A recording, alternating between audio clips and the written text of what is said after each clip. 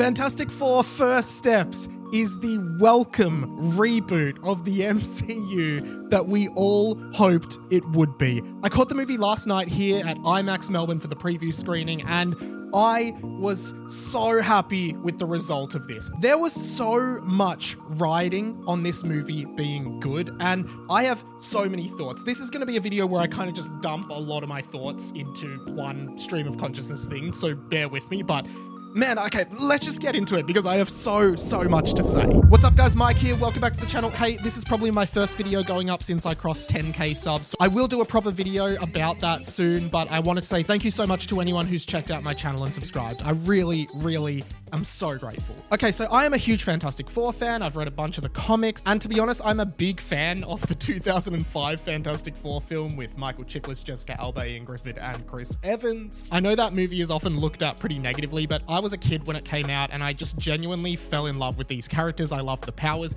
It also came out around about the same time as The Incredibles, and alongside the original Tobey Maguire Spider-Man, it was kind of like my introduction to superheroes on screen. So I was always really excited about the Fantastic Four inevitably joining the Marvel Cinematic Universe, and it finally happened. And I think there's a lot of context that needs to be taken into account here and needs to be touched on in my thoughts. First and foremost, this movie is the kind of next phase of MCU taking place before our eyes, and ironically, it takes place in a separate universe to the MCU, but more on that later. The other thing I wanted to mention, and I think people might not necessarily like me saying this, but I think it's very difficult to not compare this movie to DC's Superman, which just came out, is a major competing film to this movie and is also the start of a new universe for DC. So I'm taking all of that into account for my review. So I've got to say, the first 15 minutes or so, I was honestly teetering on the edge and I wasn't 100% sure if I was going to like this movie. It somehow feels like slower, smaller, and just quieter than any other superhero movies, especially when put next to Superman, which was just loud and bombastic. The first impression I got was I wasn't completely sold on Pedro Pascal's Mr. Fantastic.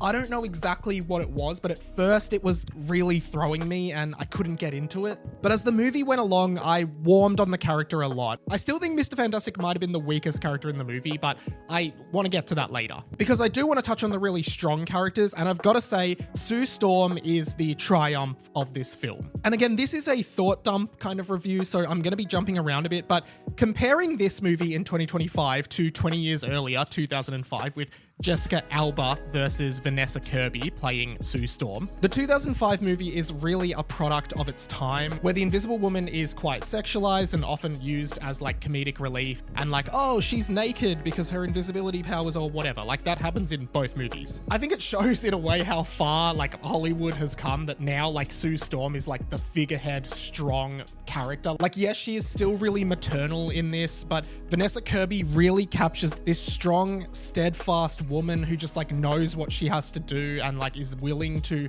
like protect her family at all costs, and like I mean all costs. At the same time, Ben Grimm, aka The Thing, is also a standout here. I mean, those two to me were the strongest. And again, to compare to Michael Chiklis's version of The Thing back in 2005, like now The Thing is just a guy who happens to be a rock monster. I feel like in the 05 movie, Thing was like this gruff, like grumpy, angry guy, which I get, but in this one, like he's not like putting on a deep voice or anything. He's just a dude who happens to be this rock guy. And at times The Thing comes across as the most human, normal, sort of down-to-earth character of them all. In the 05 movie, he was kind of just like the butt of all the jokes, but now like he's just respected like all of the others. I think Johnny Storm, the Human Torch, was a good character as well. He had a lot of really cool scenes, and I think it's the coolest power of all of them to see on screen. I also really enjoyed the dynamic between Human Torch and The Thing in this movie, again, compared to the 05 movie.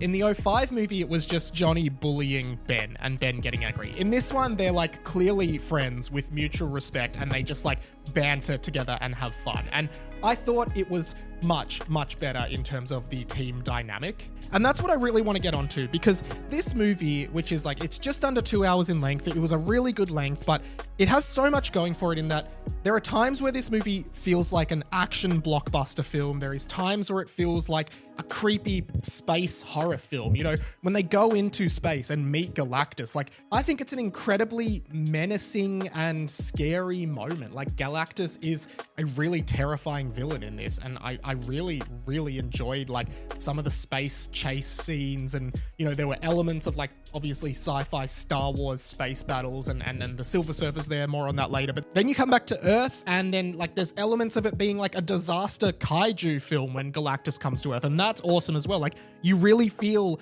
the size and strength of Galactus. Like it feels like Godzilla, it really does feel like that, and it feels like they're going for that feeling. But where the movie actually really, really shines, and this is where I go back to at the start when I was saying it was like a slower, smaller, quieter movie, it really shines in the exploration of human relationships and human connection. Because in between all of these big moments are these little moments, whether it's Reed and Sue finding out that they're pregnant, or when Ben and Johnny find out that Reed and Sue are pregnant. Just these small moments of human connection and small discussions and interactions in between the action is something I've never really seen done that well in a superhero film before. To be honest, the only other one I really can think of is the most recent Superman, in those long drawn out human scenes between Superman and Lois Lane. I think both of the movies explore the real human side of being superhuman very, very well. And so once we got past the kind of speed bump of the first 20 minutes, I just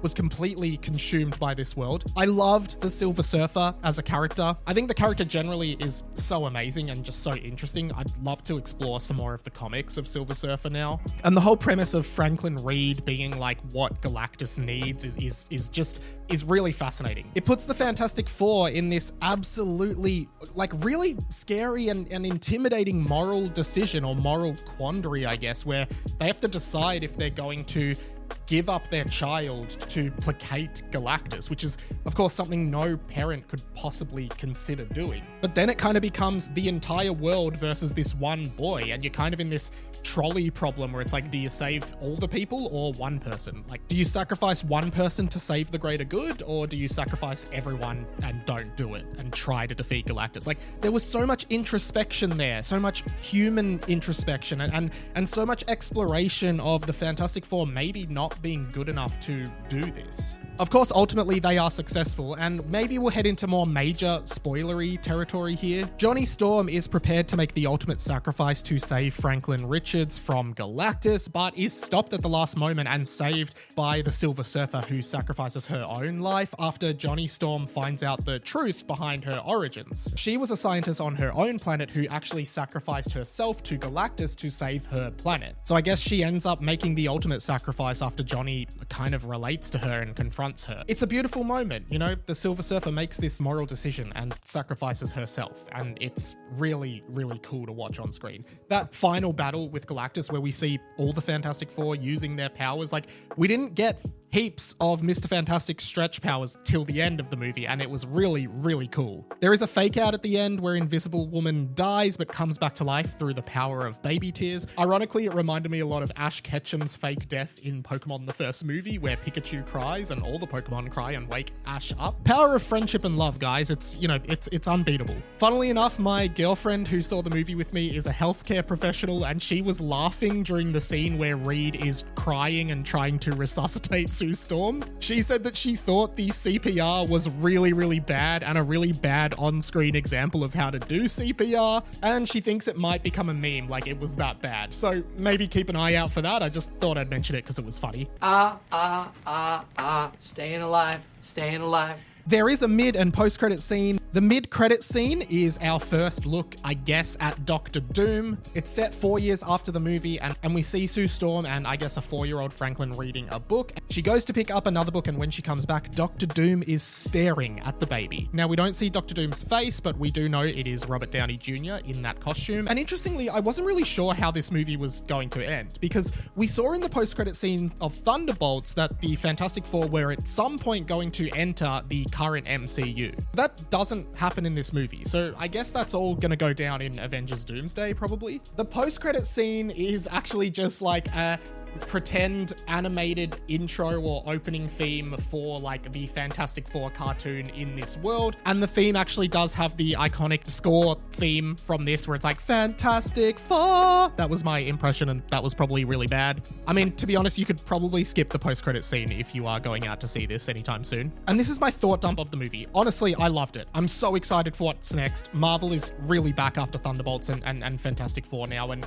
this is going to be such an exciting new frontier. I do have a bunch of other videos I want to do around this. I want to do a video about Fantastic Four and Superman. Which one should you see? Because I've already had someone message me on Instagram saying like, hey, I'm going to the movies tonight. Which one would you recommend? I have a lot of thoughts on that and a bunch of other videos around this. But yeah, this has been my thought dump on Fantastic Four First Steps. Whew, thank you so much for watching, guys. Hey, if you like this video, make sure you hit the subscribe button for more Marvel content and pop culture content in general. I'd love to know your thoughts on the movie. Let me know down in the comments. And if you've made it to the end of the video and can't think of a comment, but you want to help me out in the algorithm, just comment below, flame on. You know what it means, I know what it means, and it shows me you made it to the end of the video and you're a true fan. I'm all over the internet doing dumb stuff that I think is cool. I posted a short form vlog kind of review on Instagram and my TikTok. All the links are down below, so check that out too. And if you like this video, YouTube is thinking you might like this one too. But if you just want to watch a bunch of Marvel related videos, they're all in this playlist here. If you want to binge it, I won't stop you. That is pretty much it from me. My name is Ready Mike. This has been the Inside of My Mind, and I'll catch you later.